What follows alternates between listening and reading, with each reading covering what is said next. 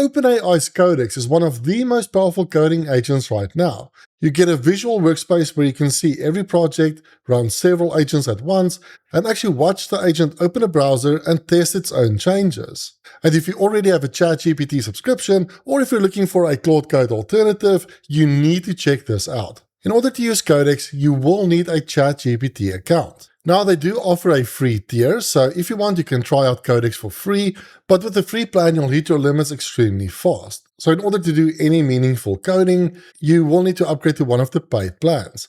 Then, of course, we need to download the Codex app. For that, just go to openai.com/codex. And from this page, you can download Codex for either Mac OS or Windows. At the time of recording, I don't think Linux is supported, but if you do want to use Codex with Linux, you can still use the CLI tool. I have a dedicated video on the CLI tool as well. Since I'm on Windows, I'll just click on Download for Windows.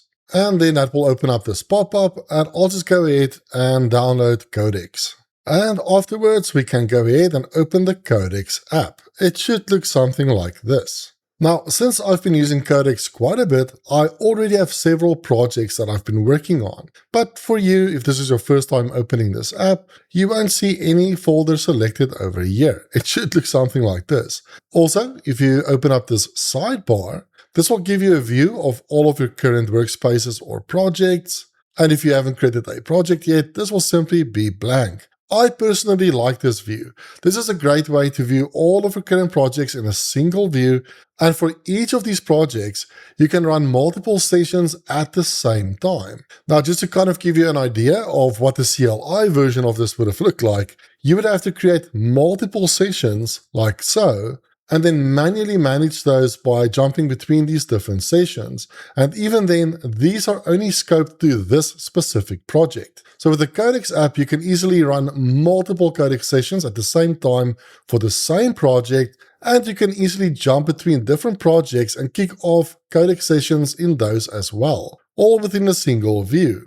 Now, before we create a project, let's click on our name down here. Let's go to Settings. And from here, we can customize the appearance of our app. So if we ever wanted to change the theme, we can do that from here. Another very funny feature is pets. So under this pets tab, you can actually change your pet. So I think I'll just go with this fireball one over here. I'll show you that in a second. We can also change things like our keyboard shortcuts, but something I want to show you is this usage and billing tab. This is something that you'll actually visit quite often, especially this section here under general usage limits. How Codex works, and this is similar to other platforms as well, like Claude Code, is for your subscription, you will get a certain amount of usage every 5 hours. If you hit that limit, you just kind of have to wait until the time resets, and then you'll be able to start using Codex again. So you might want to keep an eye on your usage limits just to see when you're going to hit your 5-hour limit. And you also have a weekly limit that you have to keep in mind as well. So if I abuse or overuse Codex, I am going to hit my limits eventually, and I could even hit this weekly limit, which means I will not be able to use Codex until the 6th of July. Then under integrations, we have MCP servers. We can easily add new MCP servers from this page, and we can enable and disable any MCP servers that we no longer want to use. Under browser, we can enable this let Codex control the built-in browser, which I really like. So with this feature, Codex is able to test its own code by opening up a browser window and then clicking around on the browser and interacting with it and taking screenshots. Then there are a few more advanced features under browser, like under password manager, is the agent allowed to pre-populate passwords, etc. Under computer use, we can give our agent access to our Chrome browser, and we can also allow Codex to control apps on our computer. So if you don't want Codex to be able to control your computer or use Chrome, you can simply disable these features. Then under coding, we've got this connections feature over here, which I find really useful. What you can do is actually control Codex from your mobile device, like my Android phone. So if you want to hook up your phone, all you have to do is install the Codex app or the ChatGPT app on your phone. Then in the Codex app, just click on Add, And this will take you through the process of connecting your phone to your computer. And that way you can remotely control Codex using your phone. Let's actually dive into building applications using Codex. They're very much leaning into agentic coding instead of hardcore development, which means you will use agents to build the software for you, and you're not really interested in seeing the actual code. Although viewing the code is still very easy, and I will show you that in a second. Right, so the first thing we have to do is select a project folder. So I'm just going to click on New Project and start from scratch. Let's call this My Fitness Guru. Let's save this. And Codex will automatically create a folder on our machine for this. Then we can also change the approval mode, like ask for approval, approve for me, so only certain unsafe actions will require our approval, or full access, which means the agent will just go ahead and read files, run commands, and do whatever it wants to do. Then if we scroll over to the right, we can view our model selection. So we can select our reasoning effort. I'll just leave it at extra high. And for the model, I'll go with GPT 5.5. And for the speed, we can select between standard and fast. Now at fast speed, this is going to increase your usage. So it's slightly more expensive. But for this tutorial, I'm just going to use that. Right, in Codex, we also have access to planning mode. So what we can do is hold Shift and press Tab, and that will take us to plan mode. In plan mode, the agent won't make any changes to the folder.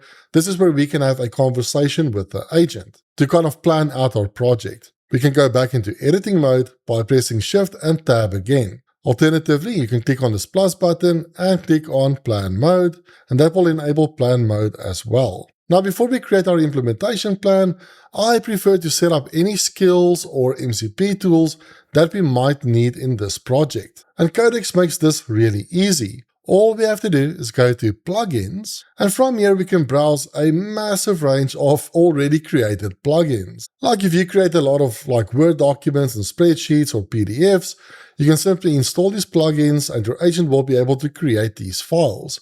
Or if you want to hook your agent up into Canva or Figma or any of these existing tools, this is really how easy it is. Now for agent skills, we can simply click on this tab over here. Now from this page, we can view all the skills that we've currently installed. And if we scroll down, we can also sort of filter those out based on different repositories. You probably won't have these initial bunch, but on the system, we can see we've actually got a few useful skills, like image gen. This is such a cool feature in Codex.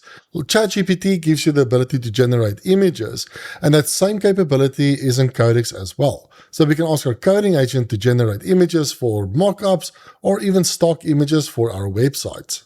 We don't have to do anything here. If we click on the skill, all we have to do is make sure that it is actually enabled. We can easily add skills as well. So what we can do is click on Create Skill. Now, by default, this is going to use the skill creator to take an instruction that we give the agent, and it will kind of create a custom skill based on our instructions. But instead, I just want the agent to install the skills. So what I'm going to install is the Grill Me skill. Let me just show you what that looks like. We can go to this website, skills.sh, and from here we can look up any agent skills that we want. And this Grill Me skill is really popular with over 413,000 downloads. This skill will force the agent to ask a ton of clarifying questions before it generates an implementation plan. So all I'm going to do is copy this command and let's ask our agent, please add this skill. And let's send this. And now if we go back to skills and we search for Grill Me, that skill is now available. If you don't see the skill, chances are the agent installed it in the wrong location. So simply ask the agent to install it at global level or at user level. The agent will understand what that means. All right, finally, we can go back to our project. Let's just go back into planning mode and let's run the command Grill Me, this guy over here. I want to build an AI agent native web app called My Fitness Guru. This app will help the user with anything related to health and fitness. It should use a free local model running on Ollama. And if you're new to Ollama, it's just this app that you install on your machine, and this allows you to run LLMs locally on your own hardware. I've got plenty of videos showing you how to set it up, but it's really easy. You just go to this website, download it, install it, and then you can go to the models page and download a model. And for the model, I'll just use Qwen 3.6. So I'm just actually going to copy this model's name, and we'll just add it to the prompt. The AI agent should be able to interact with the app on the user's behalf, self-improve, and learn about the user. And that should be it. Let's actually run this. Right, so while the agent is busy, I can show you that if we expand the sidebar, we can now see our workspace over here, and currently we only have one session. And because we're using the Grill Me skill, the agent is going to ask us a lot of clarifying questions. And for the most part, I'll just go with the recommended options. Now, here's the really cool thing about Codex. We can, of course, easily jump to other projects and continue working in those projects if we want to, but we can also easily create multiple sessions within the same workspace. This means that while Codex is working away over here, we can actually create another session within this very same workspace, and this way we can do some parallel work. For example, we don't yet know what this app is actually going to look like, and because Codex supports image gen out of the box, we can do something like this. Please use image gen 2 to generate a mockup for our app idea. Then I'll simply paste in that exact same app over here, and let's run this. And now we can see that we've got two sessions running in the same workspace. And this is using the image gen skill to generate an image for us. While this is running, I'll simply jump back to this session and I'll continue answering Codex's questions. Right, I just answered these questions, and if we go back to this session, we can see the image that was generated by the agent. And just look at this. Now we have a beautiful UI concept that we can use in our app. Alright, so if we go back to our plan session, the agent just created this implementation plan for us. So what we can do is click on it, and now we can review the plan. Now, what I also like to do is, since we've just created a design concept, I'm actually just going to select the second option and say, we stored a design concept in the concepts folder. Please create a design system from that and include it in the plan. Let's send this. Alright, and if we now have a look at the plan, this now also includes the design system, which is based on the image that we generated. How cool is that? I'm just sending another update to Codex, asking it not to use any mock data. It needs to use the actual Ollama responses, and it can use the AI SDK to help it with this. The AI SDK is extremely popular if you're trying to build software that uses agents or LLM as part of the application. It's a good thing we told Codex that too, as from this line, it was definitely planning on just sort of mocking the responses.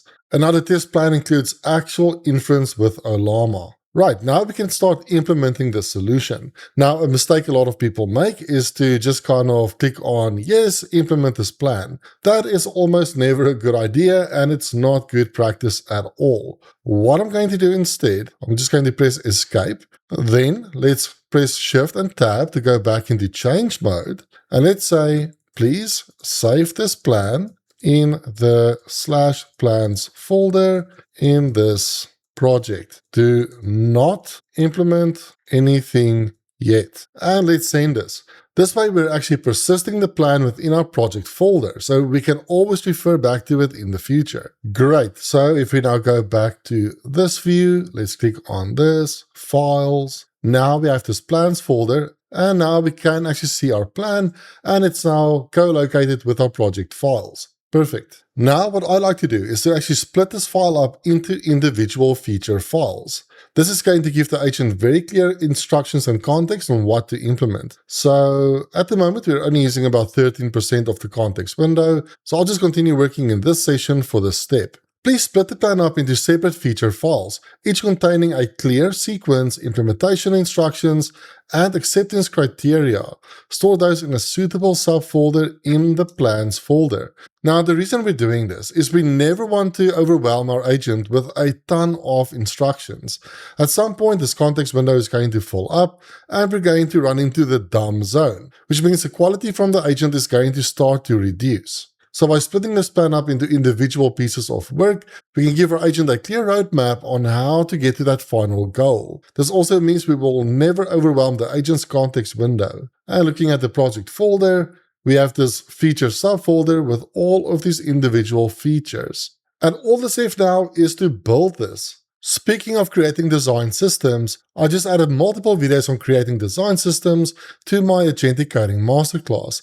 This covers everything from the fundamentals of working with design systems to using tools like Google Stitch and Claude Design. And I'll also show you how to enforce these design systems, whether it's a greenfield project or an existing project. You can get access to my Agentic Coding Masterclass as well as my brand new Claude Code course in Agentic Labs. I'll link to Agentic Labs in the description of this video. Right, now that we've split our plan up into feature files, what we can do now is implement our entire project. Now, I'm just going to start a new session. In this plans folder, we've got these individual feature files. So the old way of doing this was to ask the agent to implement these files one file at a time. So what we used to do is simply type the @ symbol and then enter the file name, like O1 Project Foundation, and then we could ask the agent to implement this feature.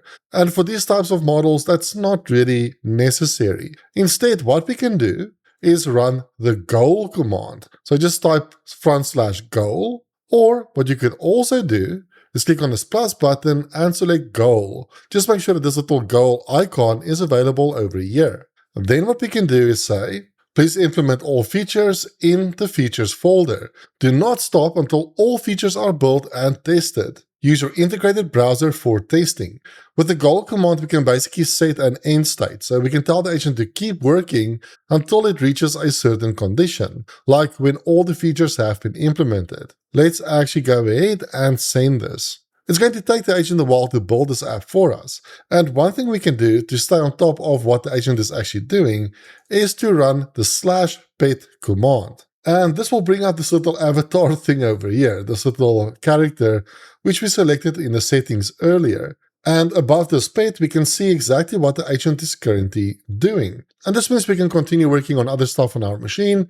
And we've got this little character pinned over here, giving us constant updates on what Codex is doing. We can also resize this character and move it around. So if it's too much in the way, you can simply hide some of this text maybe and place it anywhere else on the screen. This is probably not for everyone, but personally, I found this to be quite useful. And this is one of the coolest features in Codex. If we open up the sidebar, we can see the agent is testing our app in an actual browser. We can see the agent's cursor way over there, and this agent is now actually entering fields in this chat box. It's sending messages and testing that our app actually works. And it doesn't stop there. The agent is even testing this app on different screen sizes. Like for a moment there, you could see it was testing the responsiveness on a mobile device screen. And it took about 20 minutes and our app is done. So the agent actually tested everything itself in its little browser window, but I'm just going to open it in my own browser. So let's pull it up here. Firstly, I think this matches the design concept perfectly. As a reminder, this is what the concept looked like that was generated by ImageGen, and this is the final result. But this time, this is a real breathing app. And let's see if this actually works. Let's say, hey, let's send this. And it just gave us this response. We've got a few options down here. So maybe let's do workout training. Let's send this. And the response is streaming back in. And our agent is asking us a few questions. Let's see if we can create a new chat. And let's just say, my name is Leon. Let's send this. And I'm just going to say, yes, please update my profile with my name. Oh, so that's very cool. The context was updated with my name. And we can actually click around on the app and everything does seem to work. If you no longer need a session, simply hover over it and click on Archive. And that will remove that session from the workspace, keeping everything nice and tidy. If you found this video useful, hit the like button and subscribe to my channel for more agentic coding tutorials. Thank you for watching. I'll see you in the next one. Bye bye.